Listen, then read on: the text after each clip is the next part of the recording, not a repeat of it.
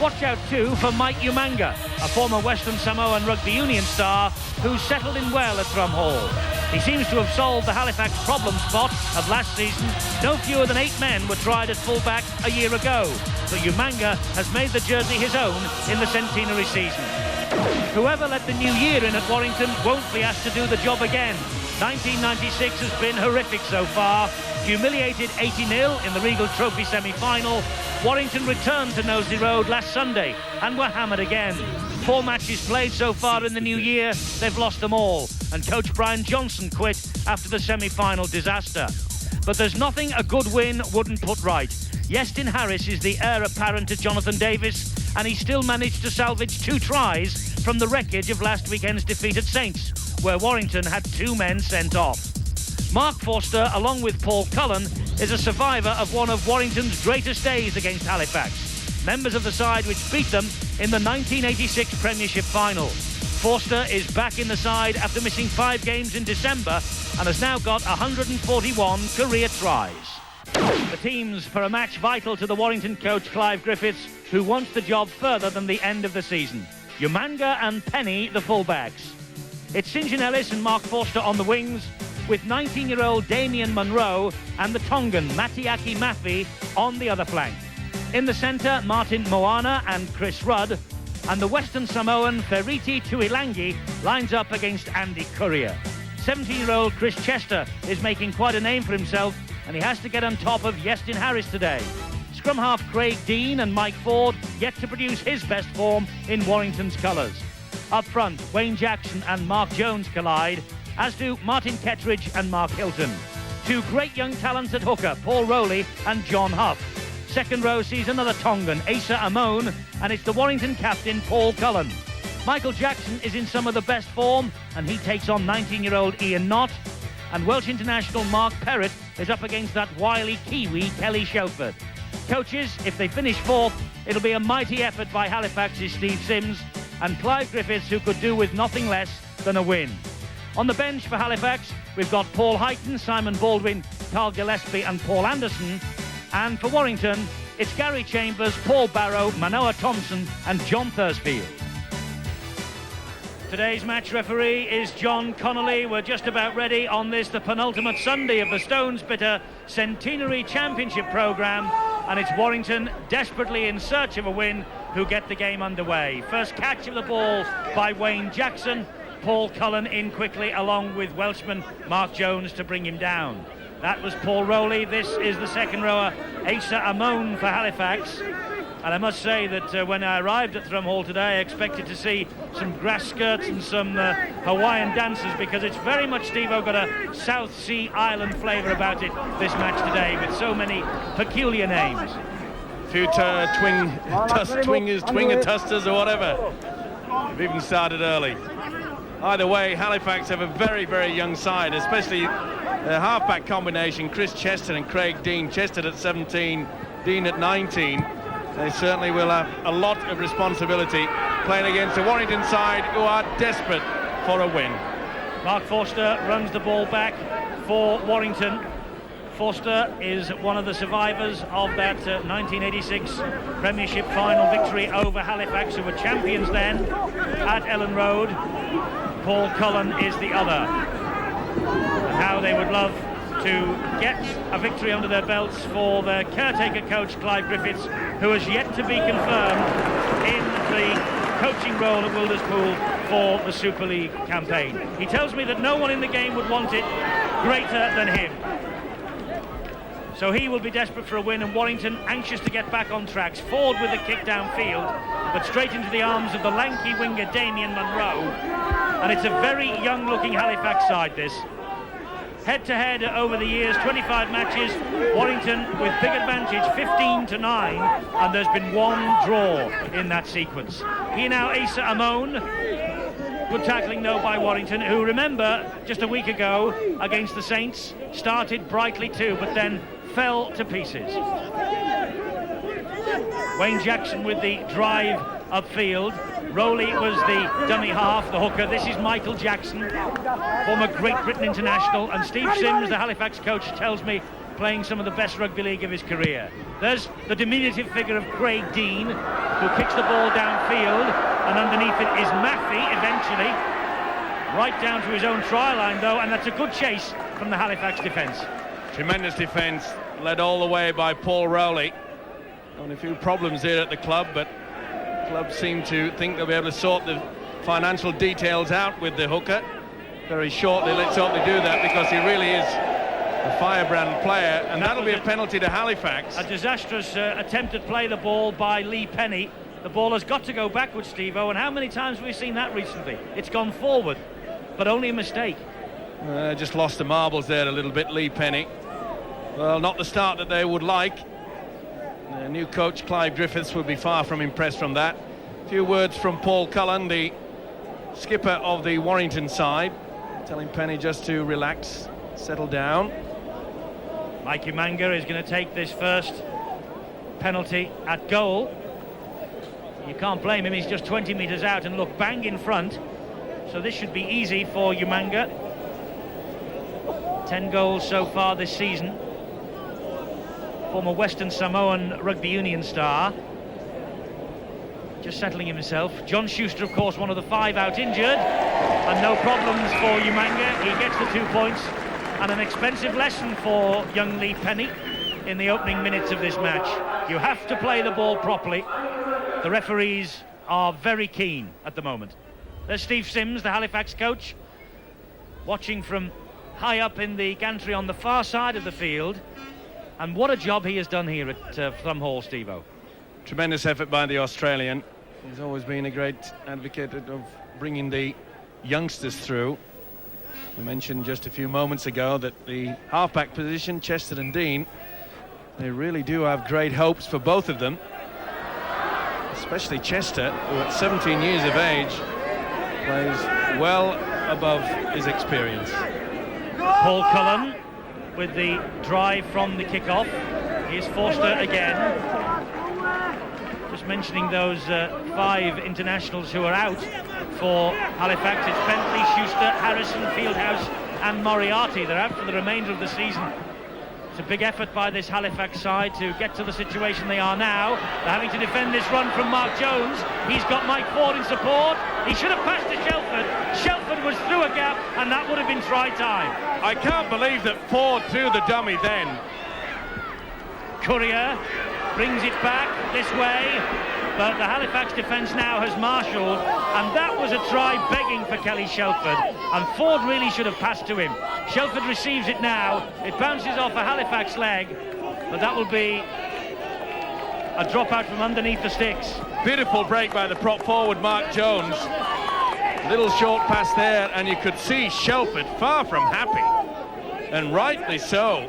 Now this will be a dropout because the ball did ricochet off a Halifax leg, and there's the man in question, Mike Ford, that really should have passed that football. The Warrington side looking towards Mike Ford. He's got plenty of experience, but as yet to show the skills that we've seen, especially when he was playing at his peak at Castleford. And he's filling in the boots, of course, of Greg Mackey, who's something of a legend in the Warrington area. Penny is on halfway. Lee Penny sent off.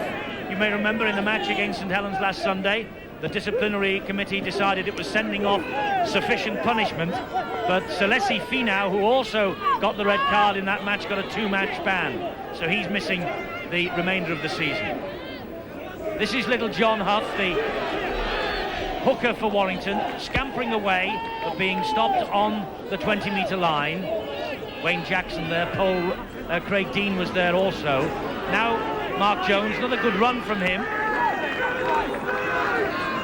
Last tackle here for Warrington, and Ford again. He was practicing these little chip over the tops just before the match started, and the winger Monroe lost that under pressure from Forster, but the ball went backwards. It's play on. He took it well, but the impact of the tackle from Forster was enough to get the ball released. Fortunately, it did go backwards.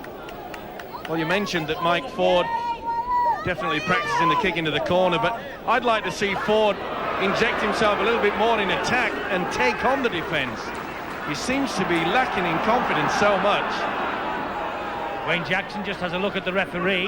He was appealing for a penalty there for holding down the tackle.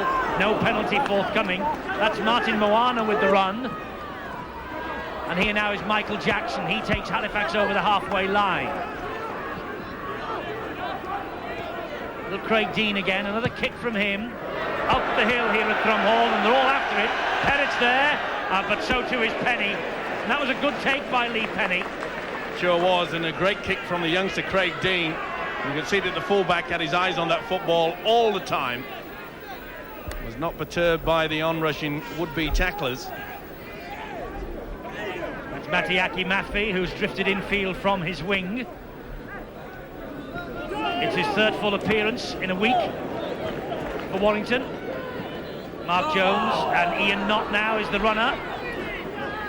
That's the last tackle. Good play by the Warrington forwards, though. They're playing the ball quickly. They're getting the runners round. There's another kick from Ford. As I say, he was practicing that kick to the corner immediately prior to the kick-off. Umanga has to run the ball out. Fielded it well and made a good 10 metres ground. Good kick and chase, though, by Mike Ford there. He was the first man on the spot. Brought off the tackle on the big full back.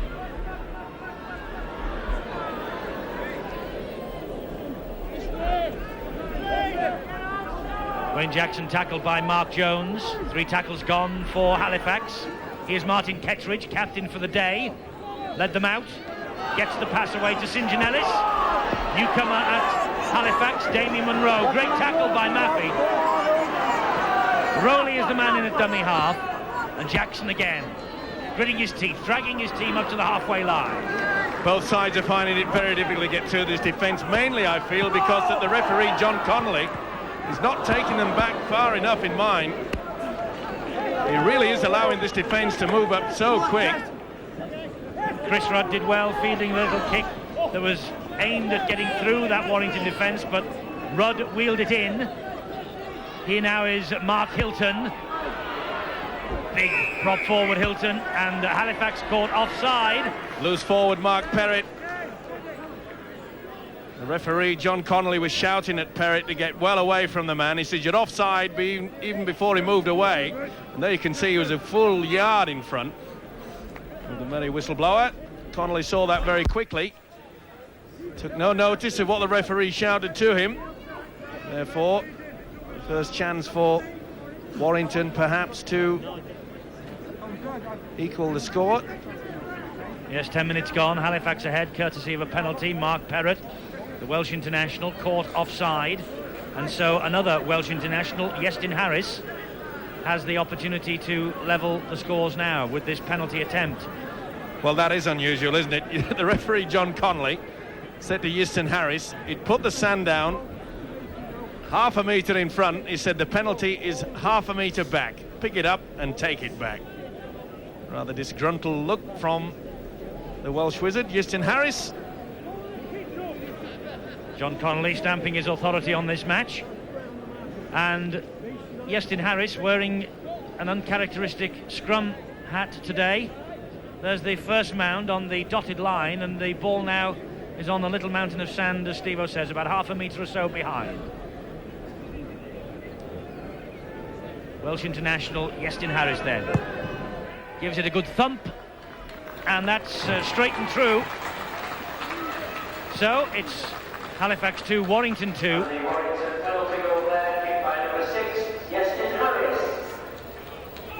Warrington 5 straight defeats behind them, and they've embarked on something that they're calling it Wilderspool their end of season tour, because their last 4 league matches this season are all away from home.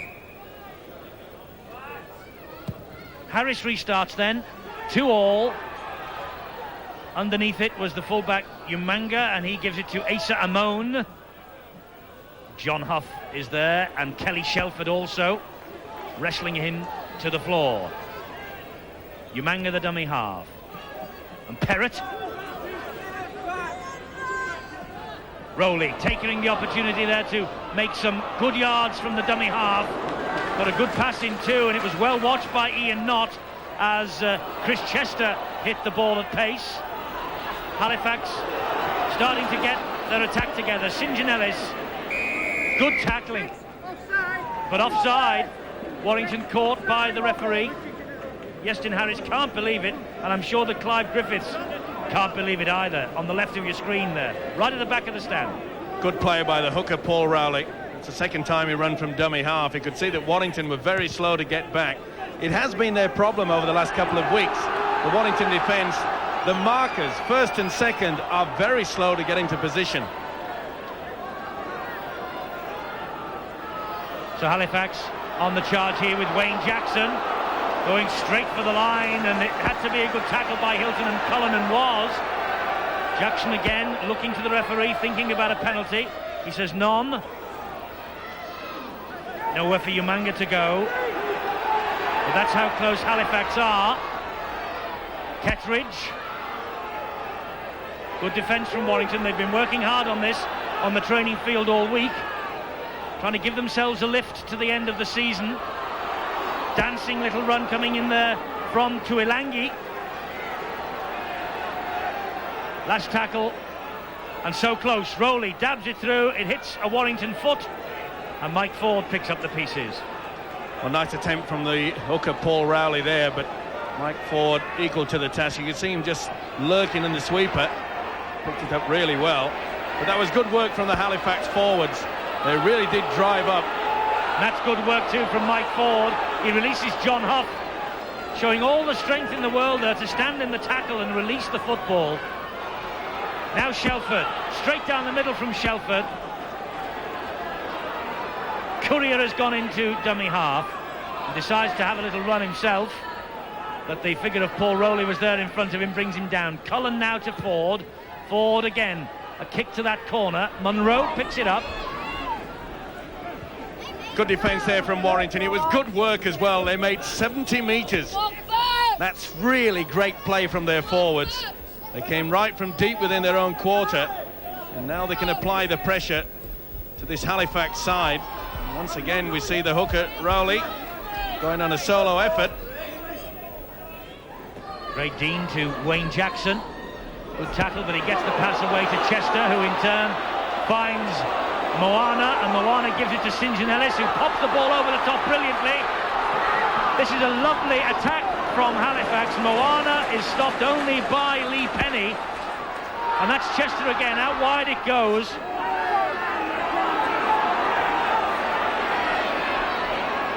Craig Dean, the scrum half, dabs it through for Munro, and Damien Munro gets a great try. Lee Penny unimpressed. Little push in the back after the try was given, but Damien Munro, he chased the ball through as it was grubbered along the ground, and more trouble for Warrington. Tremendous work from the winger. He'd come in off the touchline. He knew that the quick kick was going to come through from Craig Dean. A set pattern move, and it was superb. This is a break back on the inside. St John Ellis did well. You could see that Ian Knott had gone far too high, and this kid Chris Chester sends a man, gets it alive there. It was good work from Moana, and then the little kick through. Craig Dean to perfection. Well done. The two youngsters combining exceptionally well. You could see he looked up there to see whether the winger was coming through. He was. The downward pressure is sufficient, and he's every right to feel overjoyed. 5 in 7 now for Damien Munro. And Mike Umanga with the conversion attempt.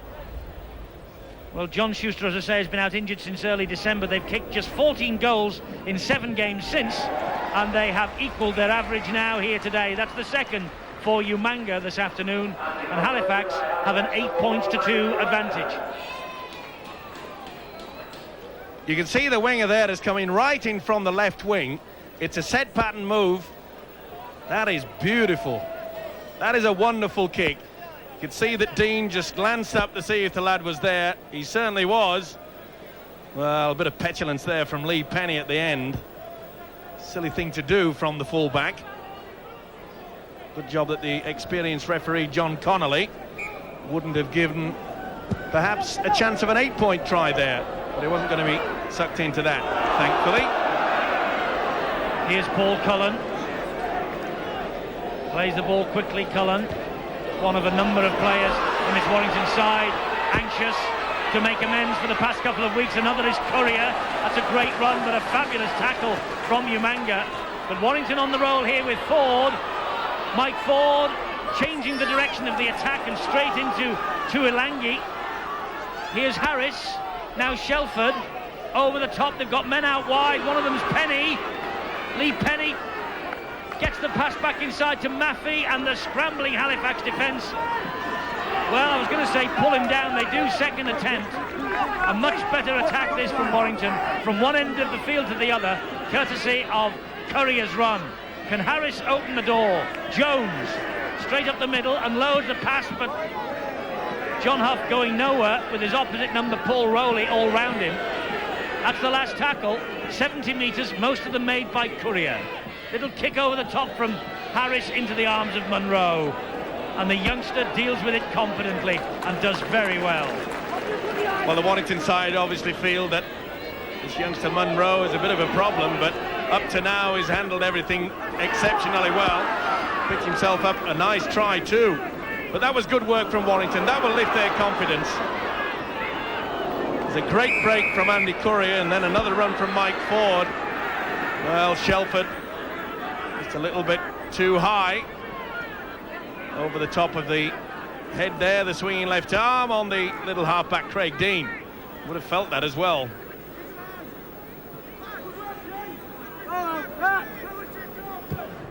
Shelford penalised. Kettridge takes the penalty for Halifax.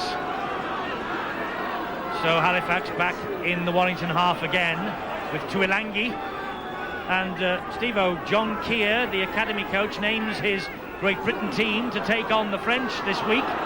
And what's more, I fancy we might be seeing some of these Halifax youngsters named in the side, the progress they've made. They certainly are showing up well, aren't they? There's a lot to choose from. And they're really getting it together, especially the two halfbacks, Chester and Dean. They're combining all right. But the problem with Warrington at the moment is their defence, especially in this market area. Chester finds Dean. Dean looking for the long pass out wide, and there it is. Munro back inside, and a chance there for Tuilangi. And it had to be a good tackle from Courier that kept him out. Dabbed through by Amon, and Warrington get the ball back. It was still on the last tackle. The ball played the Warrington man, not the other way round. Well, a big chance there for the fullback, Mike Umanga. Really did make a meal of it. The ball was kicked away. The ball played the player, so that was not back to one. The opportunity was missed. Well, there's Gary Chambers, number 14, on the field for Mark Jones, and Chambers today making his 100th career appearance. The big Cumbrian prop forward. Now Shelford. He's no doubt still thinking of that opportunity very early on that would have presented itself to him had Mike Ford passed to him like that.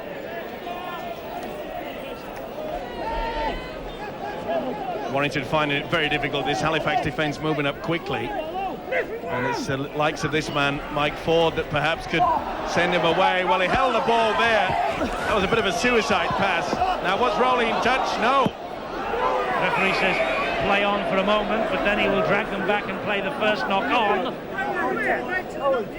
Well, he threw the dummy and just held on it too much. That was enough for Andy Courier to have taken that one step forward. And that's the knock on that he will play, I think. The first one, and it's head and feet to Halifax. Scrappy play. We said that there's a man that dropped the ball, but it wasn't the best pass from Mike Ford. This defence from Halifax moving up quickly, and that's where Warrington have to change their tactics. Mike Ford, a great exponent of the little chip over the top. That's what they've got to use. Umanga gets the pass out to Moana. Moana out to St. John Ellis. You may remember St. John Ellis, of course, playing earlier this season for Bradford Bulls. They've released him. Steve Sims has snapped him up. Beautiful pass by the fullback there. See how he drew the winger, Maffey, and then just slipped the ball away. Great skills. Big chance here for Halifax then to build on this lead. It's with Martin Kettridge, and he gets it to Michael Jackson. Shelford is there, Courier is there to bring Michael Jackson down. Tuilangi is the man in at dummy half. Strong defence from Shelford. The marker position had to be Munro, Chester, Dean Great movement by this Halifax side, and almost again Umanga getting the pass out to Ellis. Steve-O, wasn't that a voluntary tackle? Certainly looked it to mine. St. John Ellis made no attempt to try to bring that ball back into play. And he's just wiped the tackle count down to 0, has John Connolly.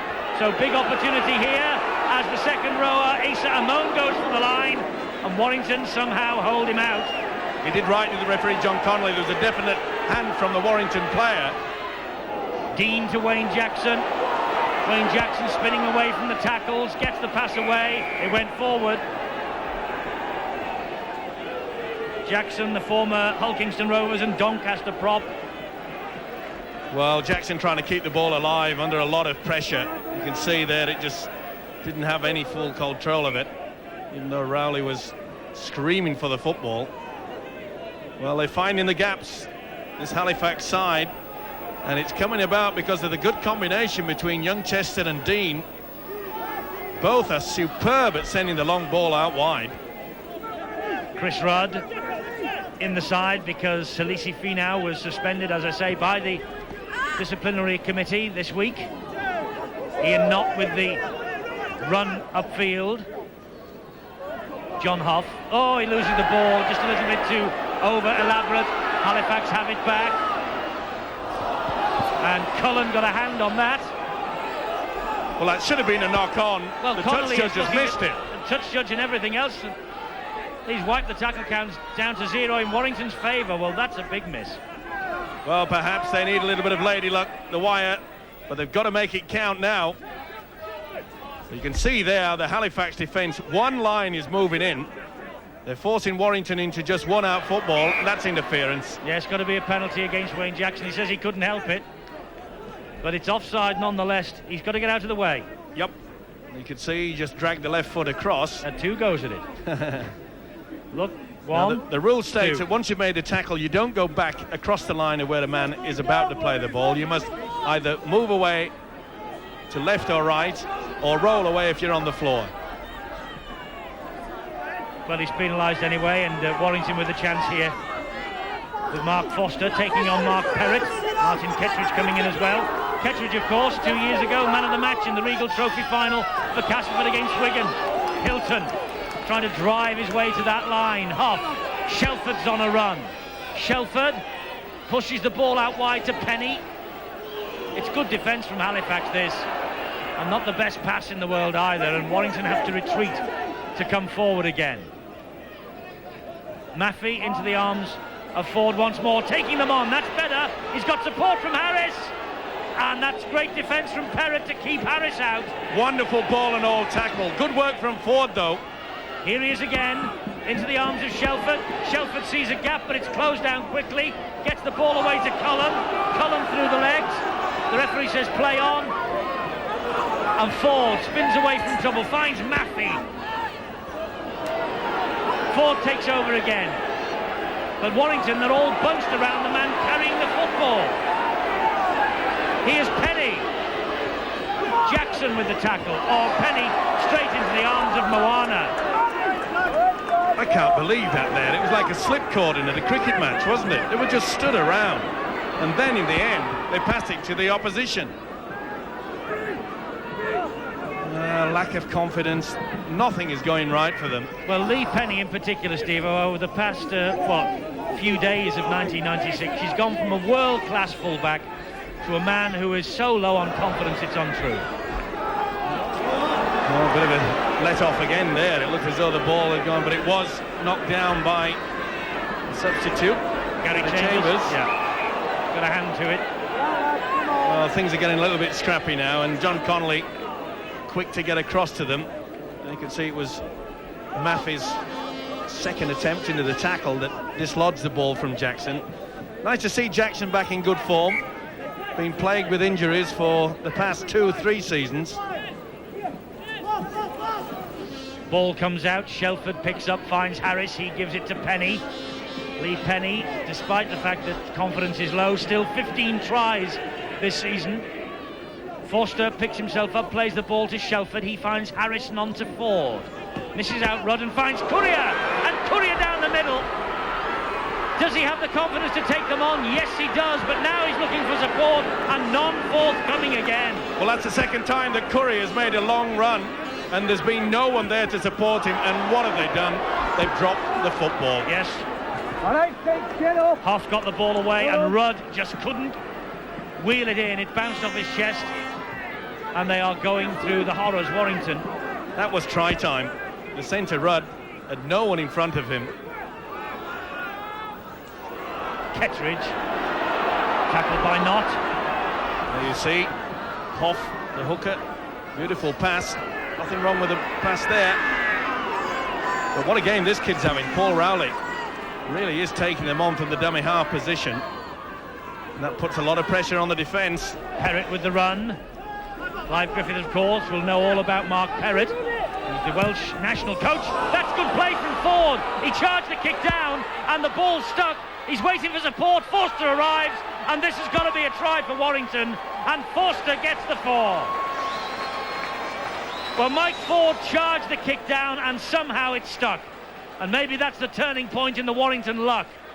Then he went on the run, drew Umanga, the full-back, and Forster arrived in support. Tremendous take. The kick from Jackson was just taken in with ease. And Mike Ford raced away.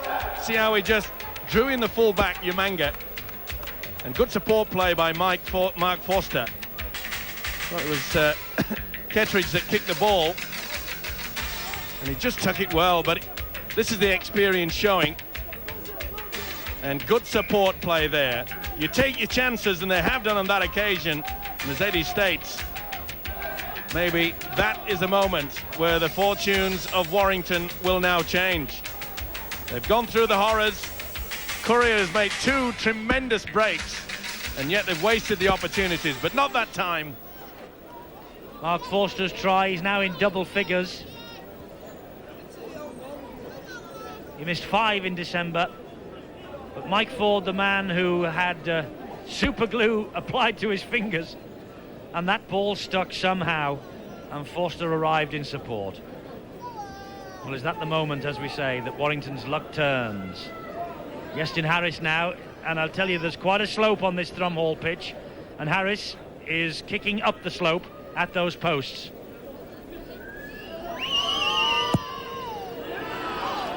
He's missed it, pushed it in front of the posts, but the gap narrows to just 2 points, 8-6.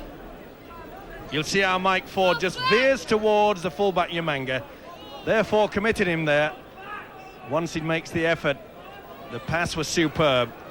Good play, tremendous play by Mike Ford, not only just for the catch, but the wonderful way that he veered in towards, and that should please the coach, Clive Griffiths, who hasn't had a very good 1996 so far either. No, he hasn't, but he was telling me this morning that there is nobody in the game of rugby league who desires the opportunity at Warrington more than he does.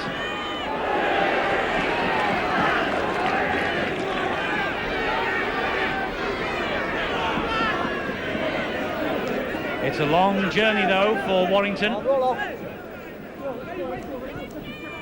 that shows you that the spirits have been lifted with the Warrington defence there. They're really putting their bodies on the line.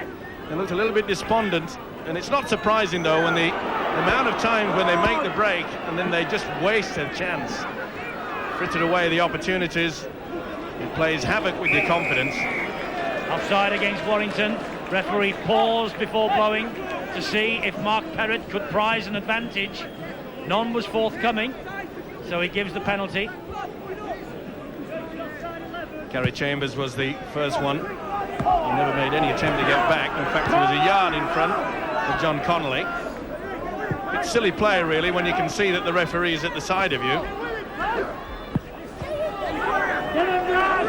And Tuilangi with great strength, the Western Samoan. He doesn't count on the Halifax overseas quota. And here's another of the imports, Asa Amon, the Tongan, driving Halifax to within striking distance of that line. Lovely run-around play too. And then the best of British, Michael Jackson, comes in to chime into the line. Referee unhappy with the way the ball was played. He moved off the mark, Jackson. He moved off the mark because Justin Harris was flat out in front of him, in fairness. And he claimed that he couldn't play the ball, but that's not for the player to make that decision. He should have tried to attempt to play the ball over the top of Justin Harris, and then the penalty would have gone the other way. Either way, the Welsh wizard took a knock from that one, and I think it might have been a stray boot. As you can see, Jackson's getting across, and I think he may have got a boot from one of his own players. Well, you can't take the game responsibility into your own hands, and that's what Jackson did. He'll learn from that. Matiaki Mafi, another Tongan. As I say, a real South Sea Islands flavour about this match today. Although Steve O'Thrumhall is a million miles away from the South Pacific. Don't see much sun either. We will next year in the Super League when we move to summer from the end of March. We'll be basking in sunshine at Thrum Hall. This is Shelford, gets the pass away to Hoff. Better play from Warrington, but also good defence. Michael Jackson really getting low on the thing. Oh, the chip over the top did not work out, and Halifax say thanks very much. Well, the chance is there. It was well taken from the second rower, and Moni, he read it well, but that's the type of thing that they've got to revert to. As we mentioned earlier, that this Halifax defence, they're moving up as one unit. They work very hard, which is not surprising when you realise they've got an Australian coach in Steve Sims. Defence is a key, isn't it? Good run from Wayne Jackson. The ball was stolen from him.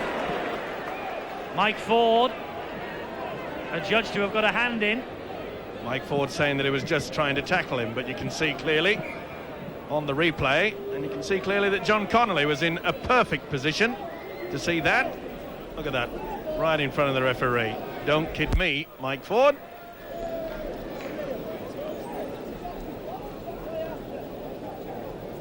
So penalty to Halifax, and Mike Umanga, another of the Western Samoans, ready to take this. But while we wait for it, let me remind you once again that we will have Wigan and Bradford for you on Tuesday night at 10:30 in the Boots and All slot, extended to midnight to cover the big match at Central Park, when Wigan will be aiming to wrap up a 7th championship in a row. They will then keep the championship trophy in the boardroom at Central Park forevermore. So a big night on Tuesday. We'll be there. I hope you will be too. 10:30, Sky Sports. Wigan Bradford. Meanwhile, Umanga with the penalty attempt, and that hit the bar. And so it's come back into play. Mike Ford gets the pass away to Forster. Well, any youngsters that are watching that, you notice that Mike Ford did not have his back to the post, he had his back to the kicker. He had not with the run. So that if the ball does have a rebound, he could keep an eye on it. It was good play there by Ford. Well, maybe luck is changing for Warrington. It was quite an easy kick that should have been accepted by Umanga. Well, if not, it should have gone dead, and Halifax would then get the ball back from the dropout, but not on that occasion. So I wonder if Clive Griffiths has rubbed the lamp this morning. Hoff with that little chip through. Perhaps could do with 3 more wishes, and 3 more tries maybe the order of the day, but it certainly has lifted their confidence, even though they're 2 points adrift. It looked as though Halifax, midway through this first half, were beginning to take control. They really were finding the gaps. It's amazing what a try can do for you. Rowley plays the ball to the scrum half, Craig Dean, and Wayne Jackson takes it up for Halifax again, up towards the halfway line. That's where they are. Good kick over the top by Dean once more. He's been kicking towards this right-hand touchline and Mark Forster, and Warrington have been kicking down the same side, but to the number 5 there, Damien Munro, throughout this first half. Well, that's not surprising, Eddie, the way that this pitch slopes from the far side down towards the commentary position. It is quite a large slope, you know. You must take advantage of everything out there. Beginning to see Justin Harris inject himself into the game a little bit more. If they can combine with Harris, Ford and the loose forward Kelly Shelford, That could spell danger for Halifax. Mark Hilton with the run over the top of Wayne Jackson, but halted by Perrott and company. Oh, nice little tap through by Chambers. Still there, Chambers, but why didn't he drop on the ball? Referee has seen a knock on, though. There, surely he should have dropped on the ball, but you see, there's the knock on by the Halifax man, and so it'll be Warrington's head and feed. So they get the possession anyway. Good thinking, though, from Gary Chambers. Tremendous play. He really got involved with it. It was a nice little kick through. And Talangi is the culprit. Well, can they post another try just before the half-time break? Mike Ford there talking to his colleagues. Perhaps they will be working a set move.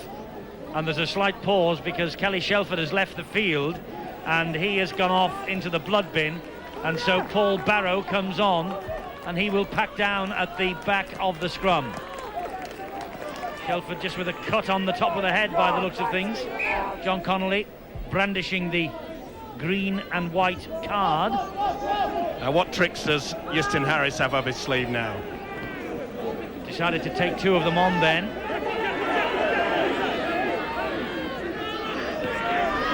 Here's Barrow, his first touch.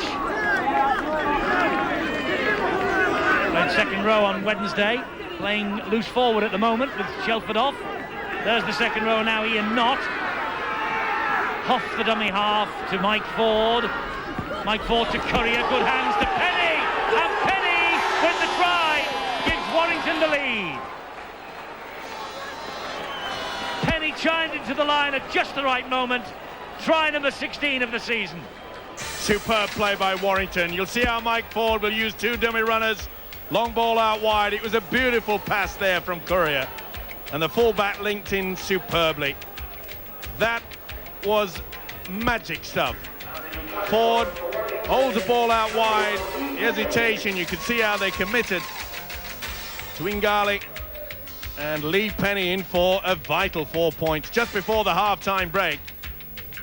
Watch for Tuilangi go in there, and as soon as he gets him, Courier serves up a beautiful pass to Lee Penny. This is really, really top stuff. Beautiful pass there.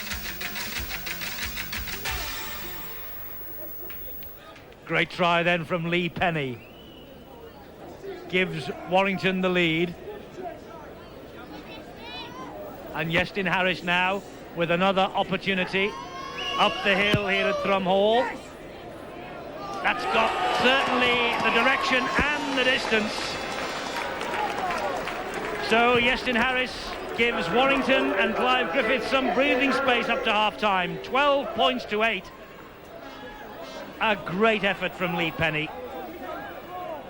And I just wonder whether Lady Luck is starting to smile on Warrington after those two instances in this first half. There was First no of all, luck the ball that stuck, and then the one that came back off the bar. Okay, but there was no luck involved in that. That was absolutely great football.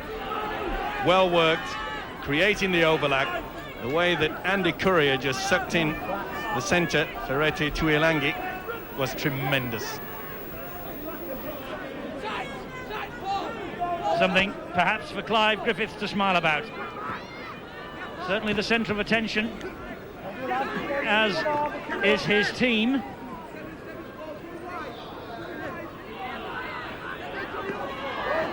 Jackson does well, unloads the ball. Good run it was on his inside also. Dean again, down the wing for Munro. Penny's after it. Penny makes a meal of it. Oh, and it was so close to Munro. Forster had to come across and hack the ball dead. Penny so close to being hero and then villain. Tremendous kick there from Dean. And this youngster on the wing, Damien Munro, applies the pressure. What on earth Lee Penny was doing.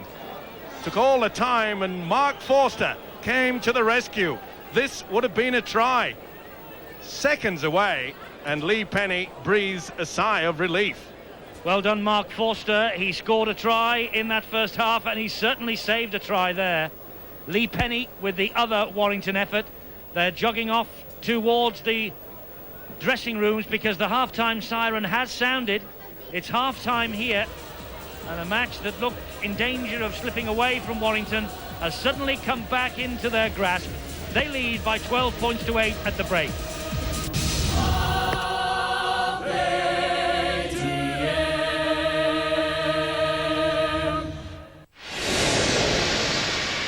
League victory here at Thrum Hall came in October 1988, 16-4. At half-time here in 1996, they're on course to get their second win, leading by 12 points to 8 in the Stones Bidder Centenary Championship. A gutsy, determined effort in the first half, but they will have to play at the top of their form to beat this Halifax side, who have made a change at half-time. Simon Baldwin has come on, number 15, in place of Mark Perrott. So Steve Sims just adjusting things slightly to try and prize the win out of Warrington, with 4 points to make up in the second half. Kelly Shelford with a headband in this second period on the halfway line. John Huff, the dummy half, he gives it to Ford, quick hands to Harris, and he finds Ian Knott. Knott is on his own, pats it through on the outside of his boot, and that's a big mistake by Umanga. It's 6 to go. Warrington back in possession here with Ford, and the second rower Asa Amon in quickly to pull Ford down. But a big chance here at the start of this second half. Courier out the back door, and Forster just couldn't take the pass in. Mistakes aplenty. It all came about by a beautiful run from Ian Knott and got the kick through. And really Courier trying to get the ball out wide. That was the big mistake from Mike Umanga. And Justin Harris got the ball away. Ford supported. And in that bit of passage of play, Andy Courier's receiving treatment. Trying to get the ball out wide to Forster, and in doing so, and he's in a lot of pain, is Andy Courier. He's out on the wing at the moment, but he can hardly walk.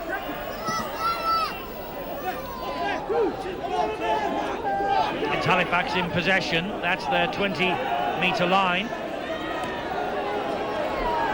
And Martin Kettridge trying to get them out of trouble. Well, if Halifax get the ball out to the left quickly, they'll find that Courier is hardly be able to tackle at all. They're trying to do that. Surely Warrington must make a substitution as quickly as possible. Well, Rowley's attacking down the left-hand side. There's Forster, he gets the pass away though. This is Baldwin. And Courier has gone off, and he has been replaced by Manoa Thompson. They got him off the field as quickly as they could. The kick downfield, and Lee Penny fields the kick. Did well there, did Warrington defence, to keep Halifax out. He was just a passenger there, Andy Courier. He quickly did the substitution. Oh, that should be a penalty. It is. Oh no, he's given it the other way. Interference at the play the ball, I think, by Wayne Jackson. He's saying that, well, Wayne Jackson didn't appear to do anything wrong there. Just perhaps a little touch, just a little hand on top. Seen by John Connolly. Not too impressed, Wayne Jackson. He thought it was just a passing push as he went through. And away. Not to the satisfaction of the merry whistleblower on that occasion. Mark Hilton then with the first drive into Halifax territory.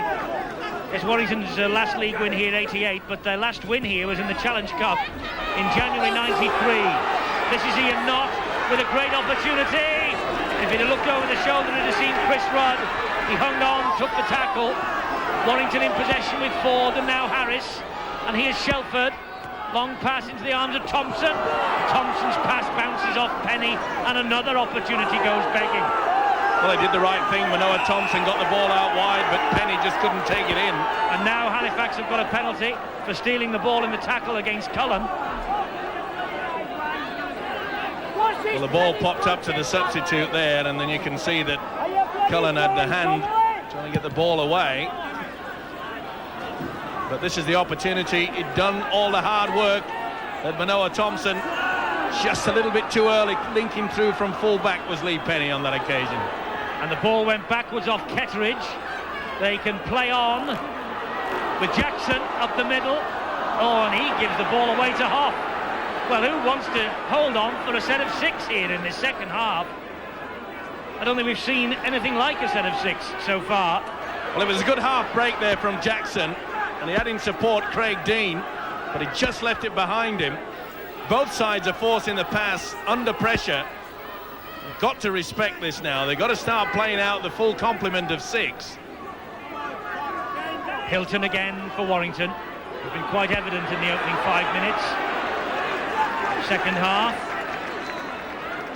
Hoff switches the direction of the attack via Ford to Thompson.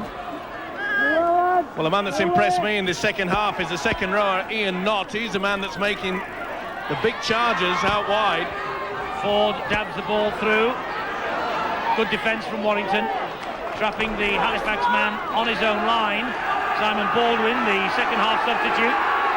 Nowhere for Umanga to go. Oh, that's good defence, good work from the second marker there. It wasn't evident too much in the first half from Warrington, but it is now.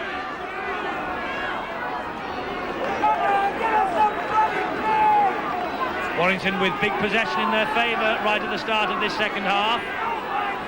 St John Ellis trying to burrow his way underneath Ian Knott. Couldn't do so.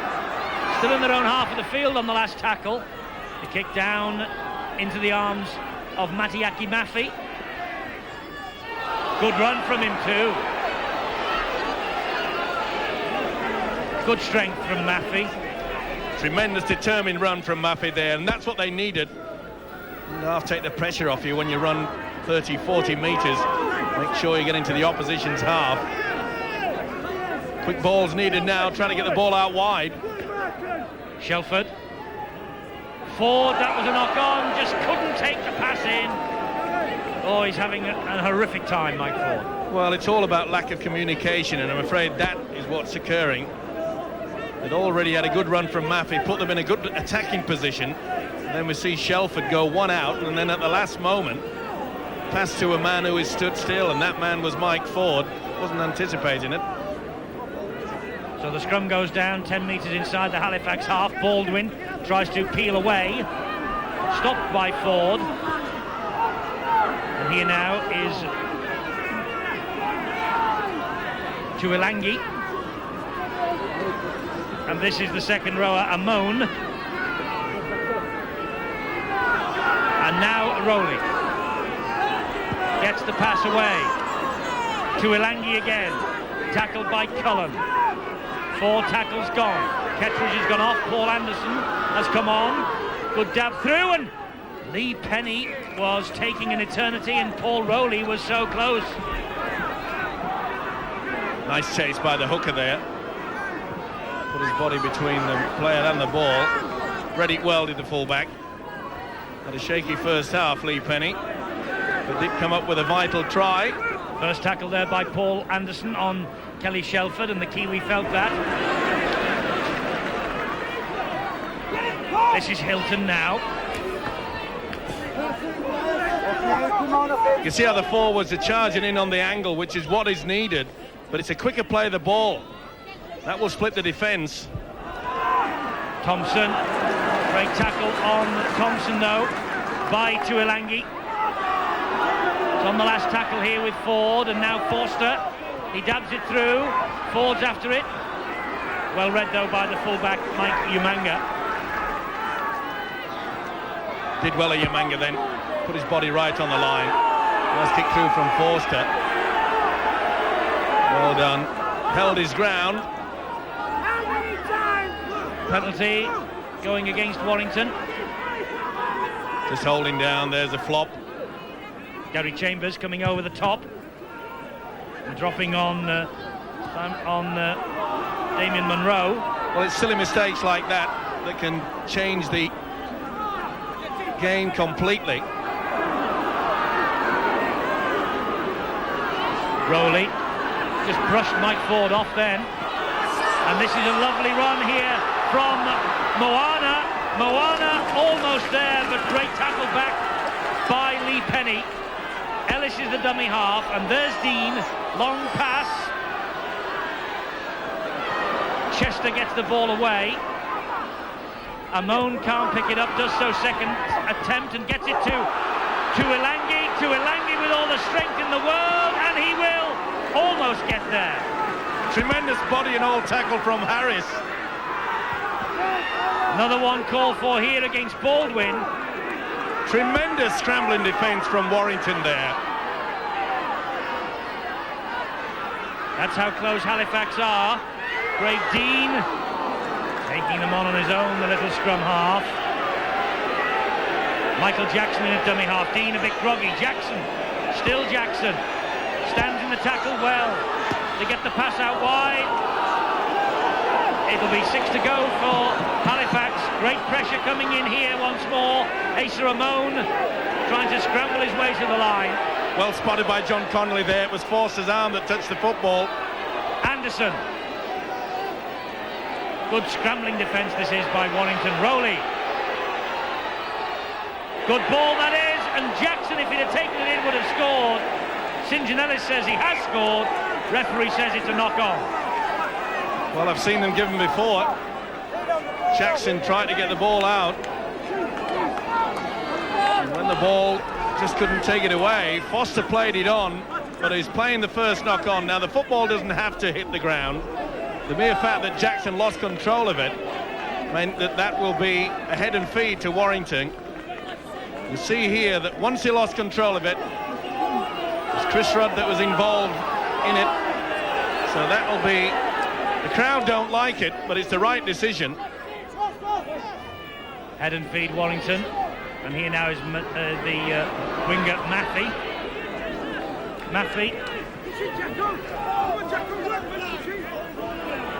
Ford. And up the middle goes Shelford. Floats a pass into the arms of Ian Knott. A dangerous one also. It was. In your own quarter there, you can see the heavy traffic just buzzing around him. And when you're 4 points in the lead, you don't need to do that. Lovely run again from Hilton. He's shown up well second half. Great run, but what a tackle by little Craig Dean. Now Harris. Getting through a ton of work, isn't he, the prop forward? Mark Hilton really has lifted his game this second half. Quick play of the ball needed here. Halifax are all at sea.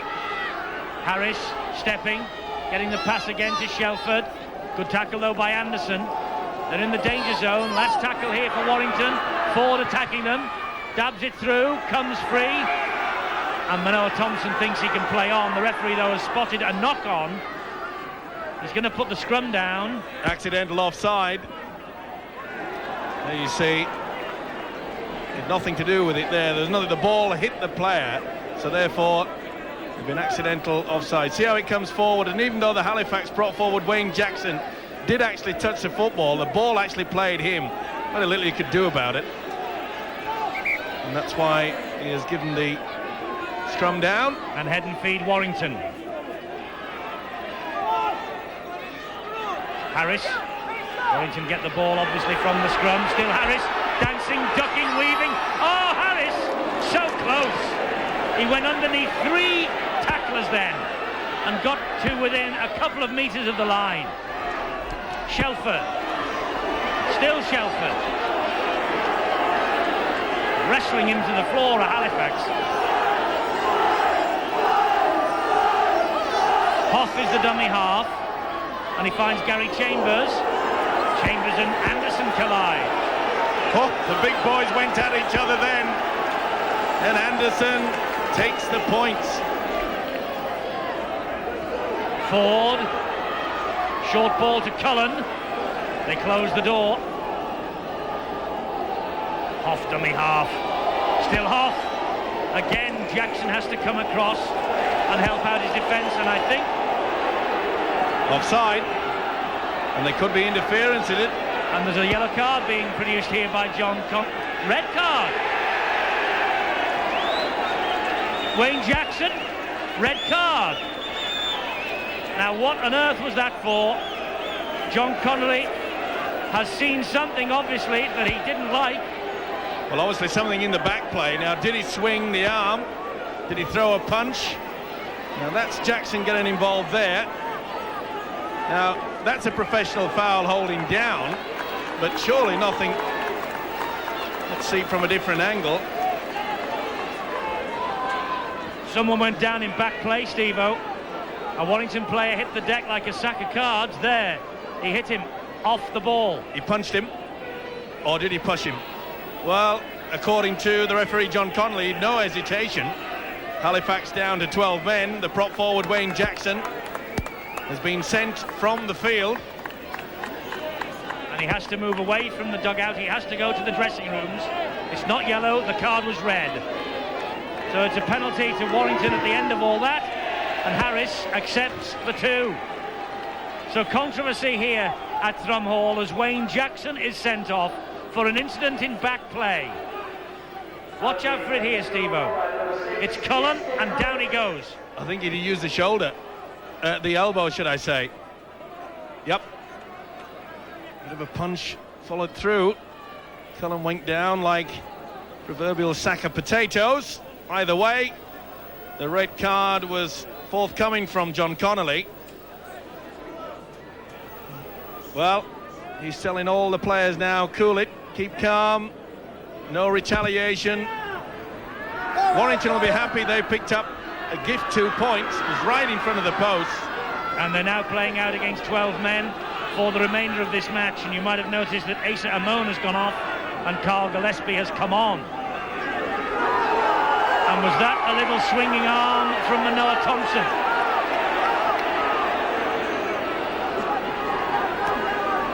Well, he just got interference at the play of the ball. Just over enthusiastic there. Silly thing to do, though, really, when you've just seen the referee send someone off. Even to attempt to throw the arm across the man's face. There's Gillespie, number 16. On the team sheet for every game this season, Carl Gillespie. And here now is Michael Jackson. Well, Halifax are not out of this. How many times have we seen in the past when a side depleted down to 12 men, even 11 men one time this season, that they can come back and win the game? Rowley, tackled back by Cullen. Well, we've seen Warrington twice in the past week, and we've seen 3 men sent off. 2 of Warrington last week, 1 of Halifax today. But are they going to get in here, Halifax? I think that ball is down. The referee says no, it's the last tackle. He was held up just centimetres short of the line. Chester's in. Chris Chester got the try. Warrington were all over the place defensively. They'd held up 1 run. The ball was spun out wide, and Chris Chester, his 2nd try of the season. Great play from the youngster, but what on earth was the Warrington defence doing here? They did all the hard work. Look at them swarm away, made sure that he went short, and then they forgot the plot. They just stood around, and it was a quick play, the ball. 2, 4, 6, 7, and you could see Shelford had transferred to the other side. Well, that really is, but look at that. Shelford was caught in no man's land. Quite happy for the standoff, Chris Chester. He's a fine prospect.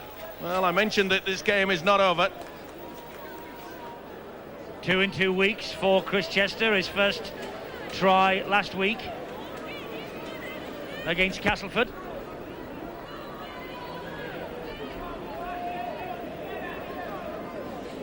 So Mike Umanga now with the conversion attempt. The man who was held up on the line. Kicks on its way, and it's got a chance. It's got more than a chance, it's got 2 points. Scores a level, Halifax 14, Warrington 14. The 12 men hit back. Well, how's this for controversy? There's a referee circled with his arm raised for the last tackle, and this is what occurs. They take it to there and go very close to scoring a try, but he'd put his arm up for the last tackle, and he kept the arm in the air. That should have been a turnover, and I'm afraid the referee, John Connolly's, put it up again. You can't do it twice. They have scored on the 7th tackle of Halifax, but they won't be complaining. I know one club that will be, Warrington. And I know one coach who will be at the end of this match. Clive Griffiths will be totally unimpressed by that decision. Scores level, 14 all. We've had a man sent off in the second half, and we've seen a try scored on tackle number 7. Well, I just can't believe that, Eddie, that John Connolly would raise his arm a second time. Well, he was very clear with the first fifth tackle signal, wasn't he? Yep, and even cleared it with the second one. Well, you talk about Lady Luck. We said that it had changed Warrington's way. Yes, it suddenly deserted them again. But they won't be worrying. Halifax, 12 men, that will have lifted their spirits. Even Stevens now, psychologically, it's a great boost for this Halifax side.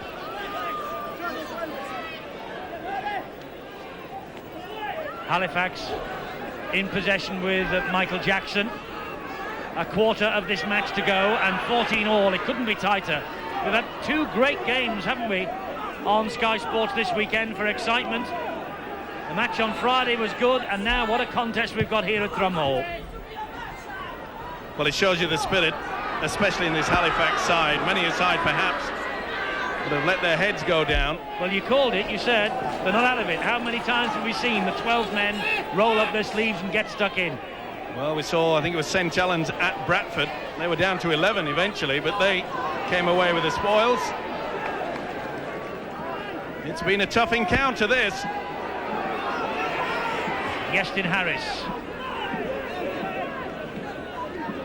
John Hoff is the dummy half. The runner is Gary Chambers. It was high, and that's a penalty to Warrington. Number 15, Baldwin, and Jackson coming in over the top. A bit too high, Jackson. Even though the first impact was on the shoulder, you could see clearly that he was always going to go over the top, straight into the face. Well, that will relieve the pressure somewhat. Warrington, they really were on the rack.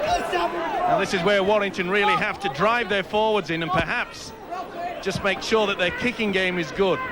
Try to get the ball deep into the in-goal area. Maffey drops the ball, and that's a criminal error on the first tackle. What a great tackle. Wonderful tackle there. Paul Anderson came in and just really gave it everything. Maffey looked at the referee saying, I didn't drop it. Well, he sure did. It was the impact that did all the rest.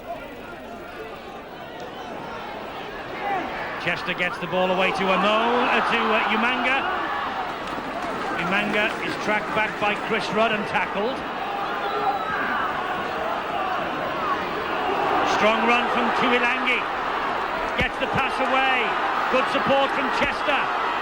And he's there again, the standoff. And he gets the ball back. He'll play the first knock on. The crowd want it to be play on, but there's really no advantage there. It was Matei Kimafi that got the fingertips to it.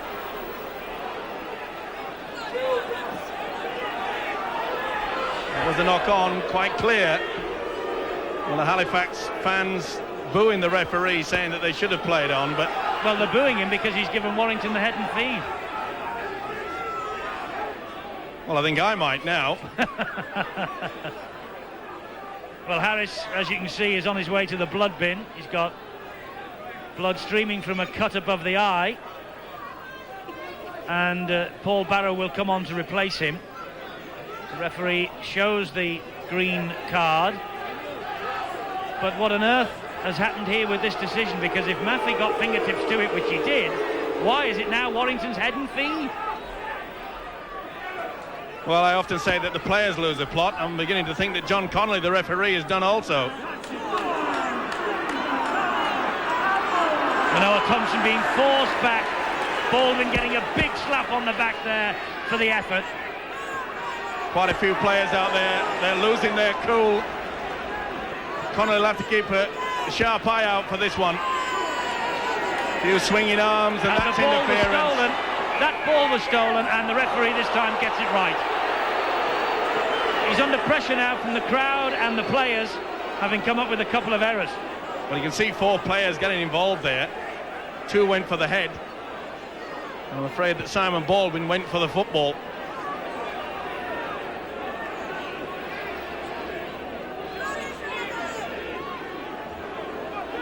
Well, it's there for the taking, isn't it? Ian not with the penalty.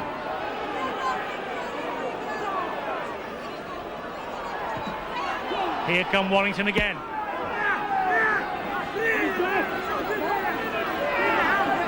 Forster picks himself up. Hoff is the dummy half once more. I'll tell you what, Paul Rowley's quick, but is he as quick as that? To be fair, it was pretty slow around the play, the ball area. Cullen grits his teeth, gets the pass to Chris Rudd, and then gives Chris Rudd a look, and if looks could kill. Error from Rudd, 14-all at Thrum Hall.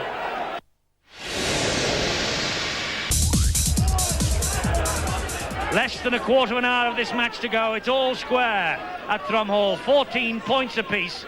Halifax down to 12 men for the remainder of this game. Wayne Jackson sent off, and Warrington in desperate search of a morale-boosting victory. This match is up for the winning in the next 15 minutes, and that's Carl Gillespie. Gets the pass away. It's going to be 6 to go here for Halifax. Warrington man Mark Forster got a hand to it. Good driving run down the left-hand side.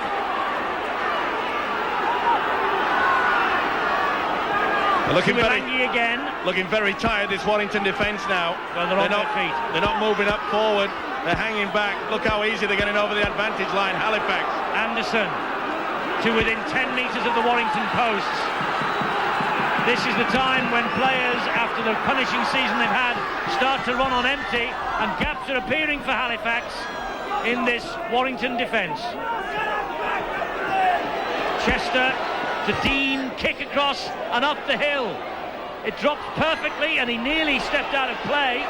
This is Tuilangi.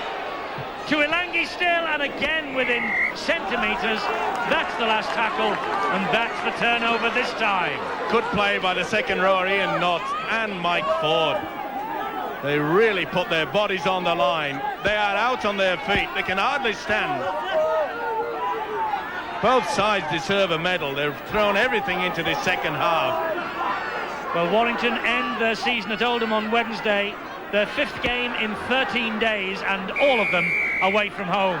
They have some respite here. Halifax caught offside at the play the ball. Well, another bad mistake by Baldwin. See that he moved away far too quickly in the second marker position. Well, I get the impression, less than 13 minutes remaining, that Mark Forster's getting a piggyback off the field. He has problems with an ankle, apparently. Well, I just get the impression that it's going to come around. Whoever's going to win this game, it's going to be from a mistake, mainly a forced error as well, because they really are tired, and that just shows you. He lost the ball, and Chambers is hurt. Fell awkwardly on the shoulder. You see perhaps the elbow. And maybe the boot of number 17, Paul Anderson, as well. A bit of a swinging arm as well there from Anderson. Well, they're going down like 9 pins here. This is the Forster injury. Just one of those things. He got caught up on the inside of the leg from Jackson. And now there's a problem for Gary Chambers. His 100th appearance in Warrington's colours, and needing some attention to an arm injury. You really have got to admire these players this season. Well, you wonder how many of them are playing on through the pain of injury. All of them. And with injections as well. Well, I wouldn't say all of them have got injections, but I know that most are going into, all of them will be going in with scrapes, bruises, strains. It has not been easy this centenary season. Certainly hasn't, and Halifax here are looking for something from it with St. John Ellis. Penny with the tackle. Good tackle too by the Warrington fullback. Nice little run though from the Halifax winger. Chester to Dean. Another long raking pass into the arms of Tuilangi. Tuilangi with a lot of raw bone talent. No wonder Halifax have picked him up. Now Michael Jackson. Jackson spills it, and Warrington breathe a sigh of relief. All come about from the tackle there. Beautiful tackle from Paul Barrow. That's a try saver. Gives them the opposition the chance now. Warrington, quick play of the ball. You can see all these players are very tired, struggling to get back the 10. And hardly making it. Well, I hope that Wigan and Bradford will have recovered in time for Tuesday, because we have perhaps the championship decider in this centenary season. Wigan need a point, and if they get their point at Central Park Tuesday, you'll see it with us on Sky Sports. Special programme, 10:30 until midnight. And the next Friday, we'll see Sheffield against Wigan, because if they don't pick it up on Tuesday, they might at Don Valley, and we're on Sky Sports 2 next Friday evening. What a tremendous tackle from Martin Moana there. Super stuff. Defence when it was really needed. And that's a wasted kick. No pressure could be applied. Umanga, the full-back, taking on Manoa Thompson. And Manoa Thompson just getting an ankle tap to him. Just halted him enough for Lee Penny to come in and finish him off. But Halifax, the 12 men, are running stronger. That was a try-saver from Thompson. Umanga had on the inside, the winger Munro, and it was a clear run to the line. Craig Dean again takes Halifax to the 20-metre line. Chester into the arms of Tuilangi. Well, they've got to be looking, that's silly play. They should have been looking to drive towards the sticks and go for the one-point field goal. Instead, they forced the pass when it's not on. Tuilangi there made an awful mistake. Mike Ford gets to his feet wearily, half. And this is Chambers. Heighton has come on for Halifax for Michael Jackson, so fresh pair of legs in 19-year-old Paul Heighton. Here's Barrow for Warrington. Good tackling back by Martin Moana. And Maffey dumped to the ground by Anderson. Hoff at dummy half. Here's Shelford. Little chip over the top from Shelford. He tripped in back play, collided with Rowley. Both of them are on the floor. Well spotted though by Simon Baldwin. He knew the kick was coming on the last tackle. He dropped back. That is good play from the substitute. Doesn't normally play sweeper, and he knew that Halifax, down to 12 men, would not be employing one. It was great thinking there. Carl Gillespie, the ball comes free, St. John Ellis, and he says it's a knock-on. It is a knock-on. He lost control of it. He went forward, and even though it hit his foot, you can see that he loses control of it. But was Thursfield's hand involved? Either way, Connolly says not. Harris with obviously a cut on the nose and not above the eye as we thought, waiting to come back on the field, but he's not on yet. They must get him back on, Iestyn Harris, because I suppose if anyone can A, open up the door, or B, drop a goal, it's Harris. Hilton, unstrongly second half. Good tackle though from Gillespie. Well, Hilton knows a way forward, and that's what Warrington are going to do. That's a forward pass. Well, that is just sheer stupidity from Mike Ford. He knows it too. See how he just hangs on far too long. Well, in the scheme of things, 50-50 perhaps from the high shot, but either way he knows that he's made a bad mistake, Mike Ford. All they had to do, just slightly, quarter of an inch maybe, but all they had to do was just drive towards the sticks. Seconds are ticking away. A seesawing battle here. Paul Barrow goes off. He's replaced by Iestyn Harris back out of the blood bin. But it's Halifax in command at the moment with Paul Heighton. Thursfield threw a punch, didn't connect. Here's Anderson. Thursfield taking him on again, this time legally. And Baldwin will drive it in to within 20 metres of the post. It's the last tackle. Rowley. An attempted drop goal coming up here. Is it from Dean? No, he thought about it, and maybe he has fooled them all, but he didn't fool Maffey. That was a wonderful tackle from Maffey, and he enjoyed it. Look at the smile on his face, the Tongan. He's enjoying it, isn't he? He's had a good game, and so is the guy that he tackled, Craig Dean. It was good defence from Warrington. Dean was putting himself in a position to attempt the one-pointer. Too much pressure forced him out wide, and Maffey finished him off. Shelford back inside to Harris. Mike Ford, the dummy half, 3 tackles gone. Ford looking for some support. Eventually Thursfield presents himself, and he is stopped on halfway. Well, with all these players being so tired, they're so tired now. This is where a quick play of the ball and a run from dummy half can make you vital yardage. Instead of that, Thursfield's having a pop at Rowley verbally. Shelford gets the pass away, not. Thought about throwing one over the shoulder.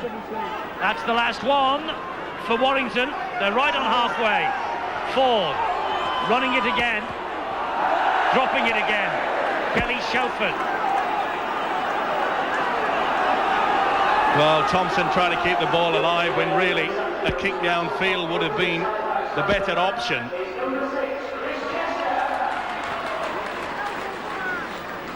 Well, all it takes now is one break. We're entering the last 5. One break down the middle, and the forwards will just grind it down towards those sticks. One last change for Warrington. Paul Barrow has returned, and Thursfield has gone off. 4 minutes to go, plus anything the timekeepers may add for stoppages, as Gillespie gets the tackle. He plays the ball to Umanga. Umanga finds the centre, Moana. Quick play the ball, and Rowley thought about scampering off from dummy half on his own. Instead, put the ball inside to Chris Chester. Seconds are ticking away. It's last tackle and a long drop goal attempt here. It just went wide of the post. Baldwin thought about it for a long time. Not so far away. He certainly had the strength, and it was worth the option. It just skewed away to the right, off the outside of the boots. But at least they know what they want. And now they'll want to keep Warrington penned down in their own half of the field. See these guys out there running on empty. They really are finding it very difficult to even walk, never mind run. Mike Ford, dummy half again. He finds Kelly Shelford. The runner was Barrow. He was watched all the way. Remember, Halifax down to 12. They won't be able to use the sweeper. Is it going to be a chip over the top? Harris, straight up the middle again. Last tackle, only just inside the Halifax half. No chance for a drop goal, so they'll kick it instead, and that bounces off a Halifax man. It was a charge down, so it's not classified as a knock-on. Just what Halifax needed. Warrington, Mike Ford trying to get the ball deep. He found the player instead of the corner. Oh, lovely run from Dean, support inside him. That's Rowley, and Rowley wins the match. Paul Rowley wins the match for Halifax. The 12 men have come up off the canvas, and they have hit Warrington where it hurts most, right down the middle. The little hooker comes up with a vital 4 points. The charge down gave him the opportunity, and Craig Dean, who's had a fine game. Superb pass on the inside. We really do have some wonderful hookers in our game, young ones too. From the charge down, they played the ball, and look at the skills of this youngster, Craig Dean. He drew the full back, and Rowley, well-deserved 4 points. That should clean it up. But there is the charge down, and it was the hooker Rowley that charged it down too. From one end of the field to the other, from charging it down, let's finish it off. Let's wrap it up. 12 men Halifax surely will not be denied now. Well, he missed the England squad for the World Cup, but he's in the under-21 squad for next month, Paul Rowley. And he seems to reserve his best performances for whenever the Sky Sports cameras are on him. He got 2 tries against Oldham, you may remember, right at the start of the season. Mike Umanga now from just about bang in front. And Halifax have a 6-point advantage, 20 points to 14. And Warrington's brave effort looks like it has founded on the rocks of Paul Rowley. A tired defence just left the gap there. the second marker didn't squeeze in quick enough. Calm, cool and collected. Dean's pass on the inside. And every hooker should follow the man with a football. They get their just desserts. 4 points for that man. A try in the win here last season against Warrington, and a try in the win here this season, which it will surely now be. Well, a lot of controversy will reign over that try that enabled Halifax to equal the scores. It was definitely the arm raised by John Connolly signalling the last tackle, and then after the other tackle he did it again.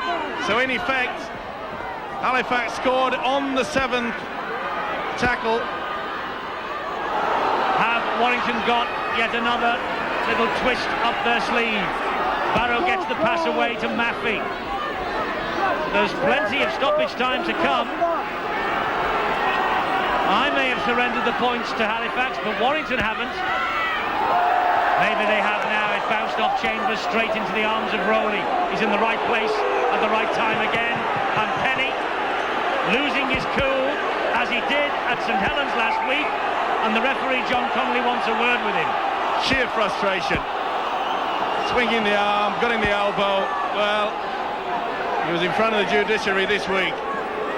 Got the benefit of the doubt on that day. Thankfully, John Connolly, the referee, didn't see too much in that. Well, it's frustration. You hit the nail right on the head, Steve-O, because at the moment they are looking down the barrels of their 6th successive defeat, Warrington, and they have just 1 minute, the timekeepers tell us, to rescue. Well, it would only be a point. Been a fine effort though from both sides. Gillespie. They really have thrown everything at it. I've been so impressed with the combination though of young Chester and Craig Dean.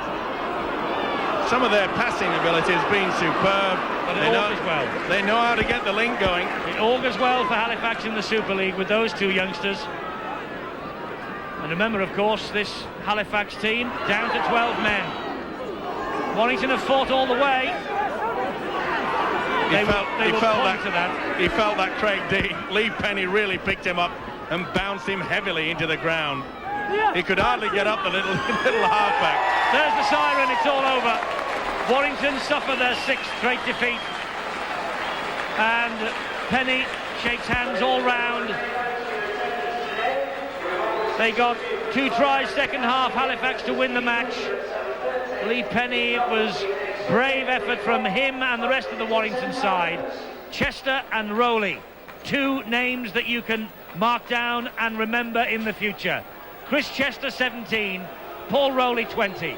The game is in safe hands with talent like this, and Halifax have won by 20 points to 14, but a match filled with talking points.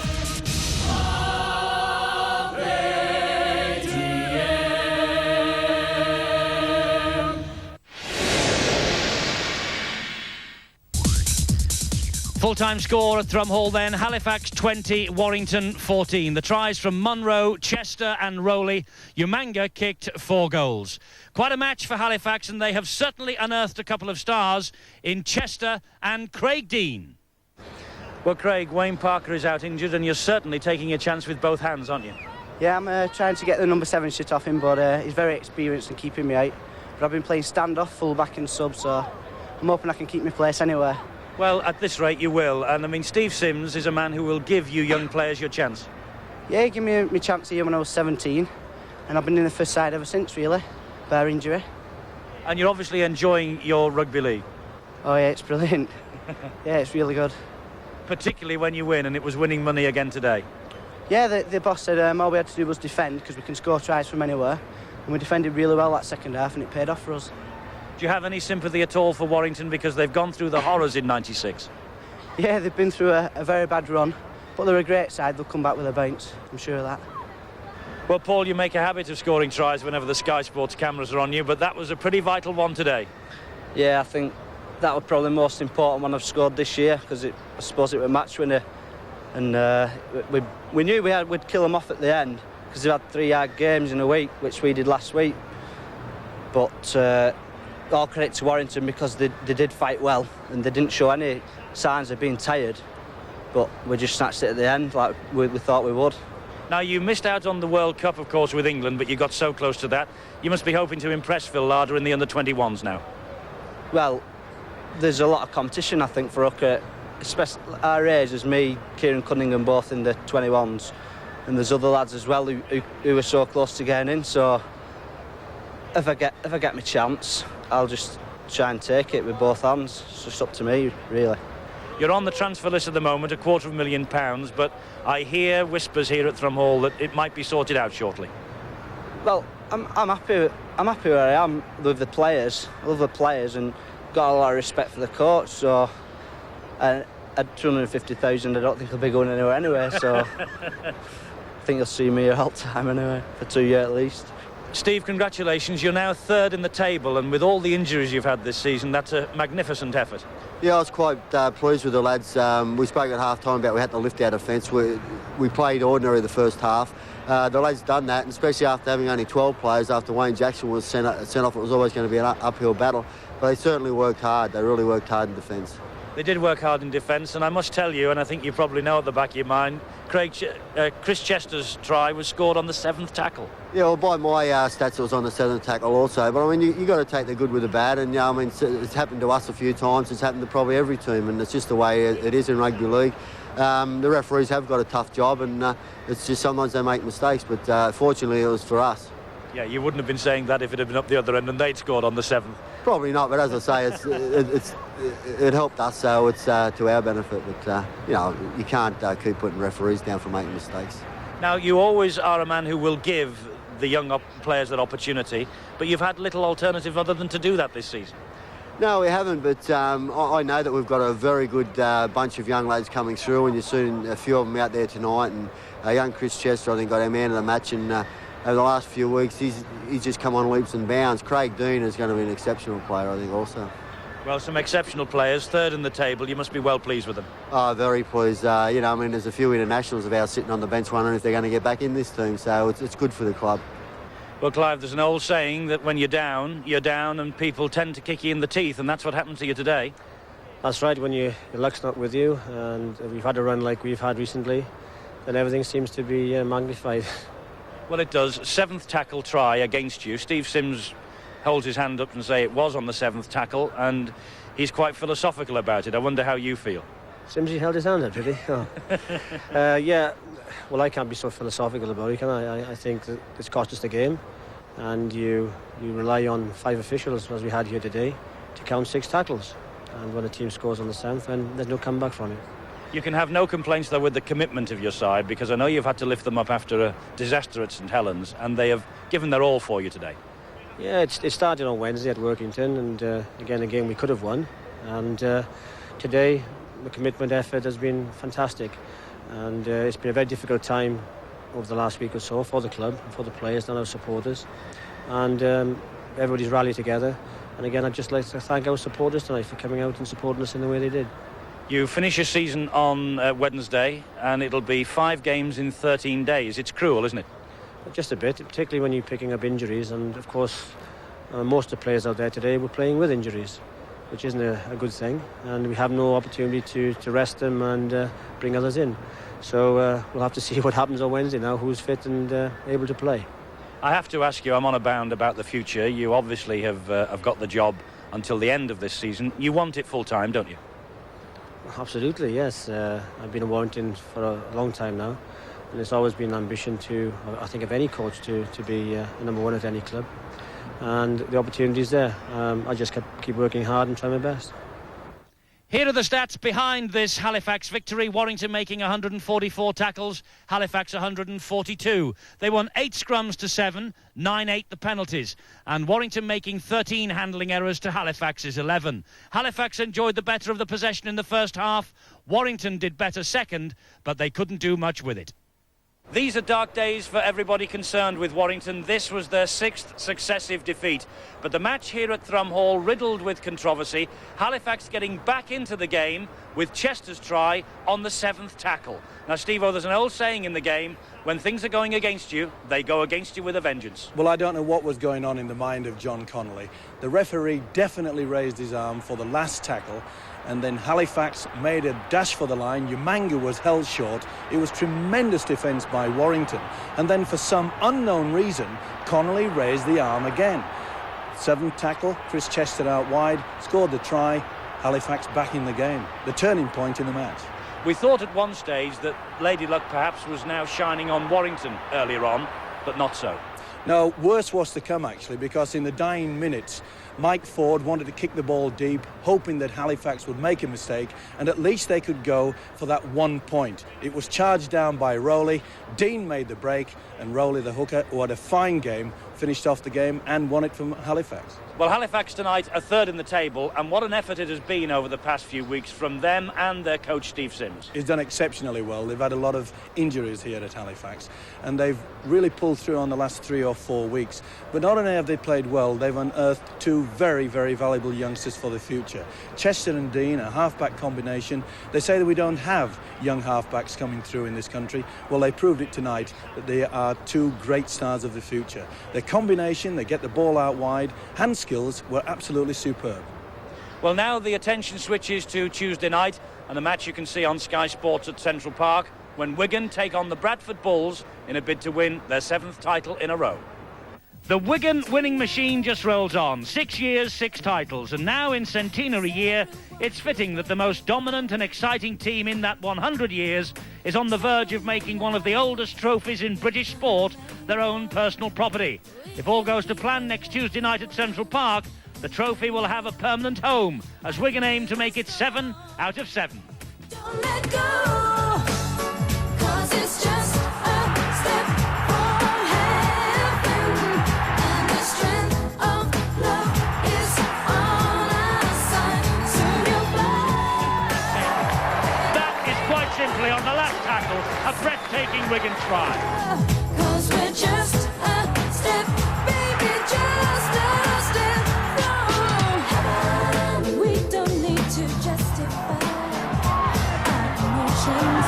A fire will score under the sticks.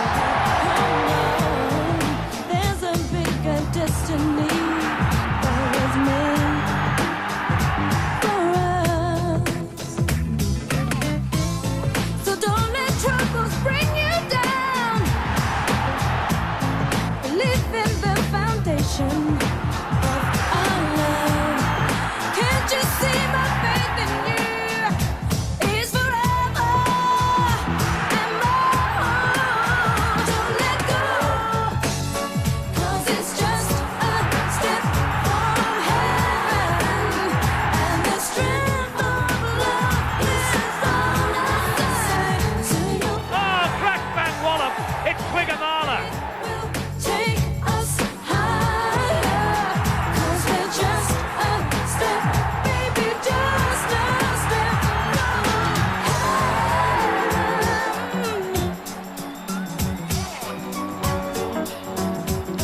heaven. So don't forget, you'll be able to see Wigan and Bradford Bulls with us on Tuesday night. There's a special programme here on Sky Sports at 10:30. Now back to the big league today. Highlights now from the match between Workington Town and Oldham. Seize the day.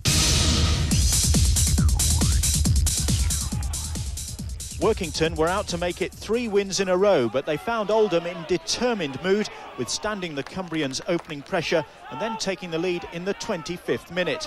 Francis Maloney chipped ahead and collided with Workington fullback Peter Livett.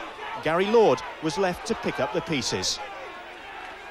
Maloney converted that, and 4 minutes later, the Workington defence let the Oldham standoff slip from their grasp. Oldham led 10-0 at the break. Early in the second half, Workington struck back. John Allen making his full debut for the Cumbrians, creating space for Dean Marwood to go in. Oldham were always capable of stretching the home defence. On 55 minutes, Crompton chipped ahead, Aitchison followed up, and Crompton finished off a clinical try. Again, Workington hit back. Again, it was John Allen creating the try. This time for Vince Fawcett to go in typically powerful style. A Marwood penalty meant Workington trailed by just 4 points, but 4 minutes from time, Oldham secured their first victory at Derwent Park in 4 years when second rower David Bradbury forced his way over.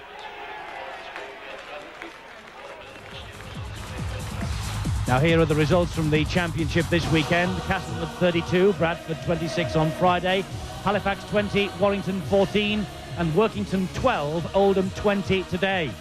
So confirmation that Halifax now are third in the table behind Wigan and Leeds, and Wigan will be crowned as the centenary champions if they beat the Bradford Bulls on Tuesday.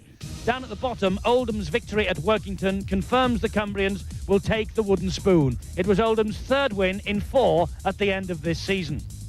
Into Division 1, results here. Dewsbury 4, Whitehaven 20, Hull 32, Widnes 24, Keighley 14, Batley 8, Rochdale 39, Featherstone 16, and Wakefield 6, Salford 28. So the champions are Salford, a fact that was confirmed in midweek, and they had a good win today. Keighley will finish runners-up. Widnes, beaten at Hull, will have to be content with third place. Down at the bottom, there were good wins for Rochdale at home to Featherstone and Whitehaven at bottom of the table, Dewsbury. Well, we have a big night coming up for you on Tuesday when we join Wigan's championship celebrations. They'll be crowned centenary champions if they beat Bradford Bulls, or indeed if they pick up a point. Join us for a special programme, an hour and a half in duration from Central Park on Tuesday night at 10:30. Then on Friday we go to Don Valley to see whether Sheffield Eagles can get the complete set of 10 victories against different opposition in the big league.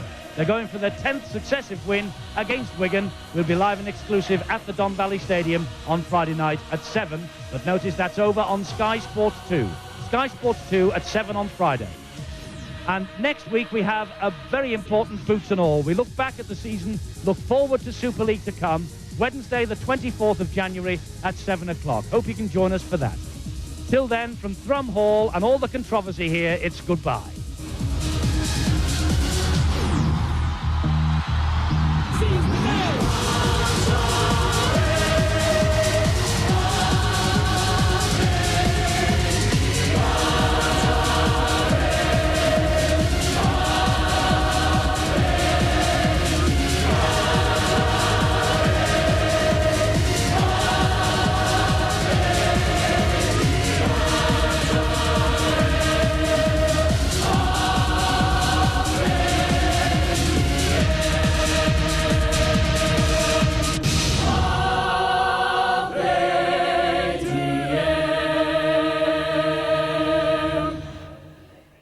The American Football Super Bowl can be seen live on Sky Sports on January the 28th. And the winner of tonight's NFC Championship game will be there. Next on Sky Sports, the Dallas Cowboys take on the Green Bay Packers in NFL Live. While over on Sky Sports 2, soccer highlights.